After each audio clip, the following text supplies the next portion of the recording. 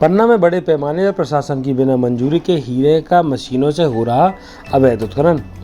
करोड़ों के हीरे की हो रही अवैध उत्खनन कर कालाबाजारी, राजनीतिक और प्रशासनिक संरक्षण के चलते फल फूल रहा है लंबे समय से हीरे का काला कारोबार।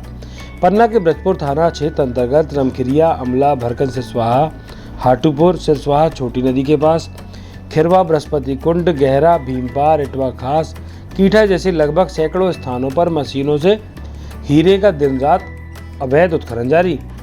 जिले का करोड़ों का राजस्व और पन्ना की पहचान को खत्म कर रहे हैं हीरा माफिया। पन्ना जिले में इन दिनों ब्रजपुर थाना क्षेत्र अंतर्गत कई स्थानों पर बड़ी बड़ी मशीनों के माध्यम से हीरे का अवैध उत्खनन किया जा रहा है। लगभग रोजाना लाखों के हीरे निकालकर मुंबई, सूरत एवं अन्य स्थानों से आने वाले व्यापारी बड़े बड़े और बेशकीमती हीरे चोरी छुपे ले जा रहे हैं और जिला प्रशासन सिर्फ मूक दर्शक बना हुआ है, जिससे लाखों रुपए का राजस्व का नुकसान राज्य शासन को हो रहा है। पन्ना जिले में लगभग हीरे को निकालने का इतिहास 100 साल से भी ज़्यादा पुराना है। यहाँ की धरती में पहले हीरे मजदूरों के माध्यम से निकाले जाते थे और अब व्यापारियों को बेचे जाते थे, लेकिन राज्य शासन के द्वारा 1961 में पन्ना जिले में हीरा विभाग की स्थापना की और उत्खनन किए गए हीरों को विभाग में जमा करने की व्यवस्था सुनिश्चित की गई, जिसके बाद जमा किए हुए हीरों की नीलामी कर उनसे मिलने वाले राजस्व को प्राप्त कर बाकी मूल्य रकम हीरा प्राप्त होने वाले व्यक्ति को दी जाती है, जिसके बाद धीरे धीरे पन्ना जिले की पहचान हीरों की नगरी से जाने लगी।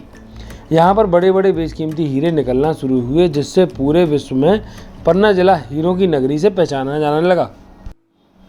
लेकिन वर्तमान में परिस्थितियों में इस जिले की पहचान भी हीरों से विलुप्त होने की कगार पर है, क्योंकि अब मशीनों के माध्यम से बड़े पैमाने पर अवैध उत्खनन कर बड़े बड़े बेशकीमती हीरे सीधे बाहर के व्यापारी खरीद कर ले जाते हैं, जिससे उन बड़े हीरों की पहचान पन्ना से नहीं हो पाती। वहीं इस पूरे नेटवर्क में जिला प्रशासन से लेकर नेता, राजनेता, पुलिस एवं बड़े बड़े हीरा व्यापारियों की भूमिका संदिग्ध बनी हुई है।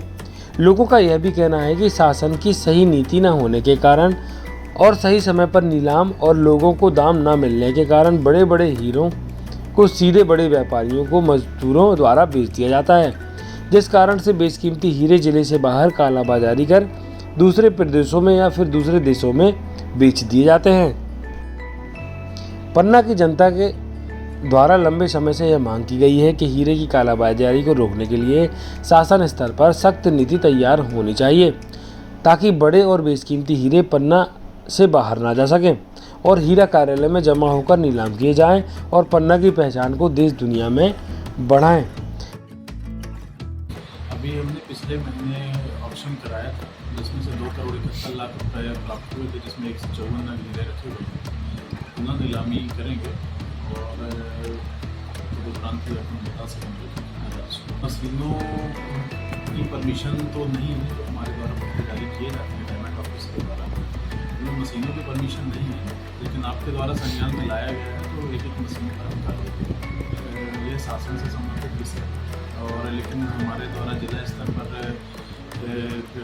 पट्टे जारी करके और लोगों को जागरूक किया जाता है कि हीरे ज़्यादा से ज़्यादा जमा करें, ताकि नीलामी में उनको अच्छी से अच्छी रकम मिल सके, बीच में बिचौलियों के चक्कर में नहीं पड़े, जिससे उनका व्यक्तिगत रूप से नुकसान नहीं होगा। अगर हीरे जमा करेंगे तो नियमानुसार पारदर्शी तरीके से उनकी नीलामी की जाएगी और जो भी राजस्व होगा वो काट करके सही पैसा उनके खाते में आने चल रही है। यहाँ पे बाहर के लोग आते हैं, मशीन से खदाने खुद रही है।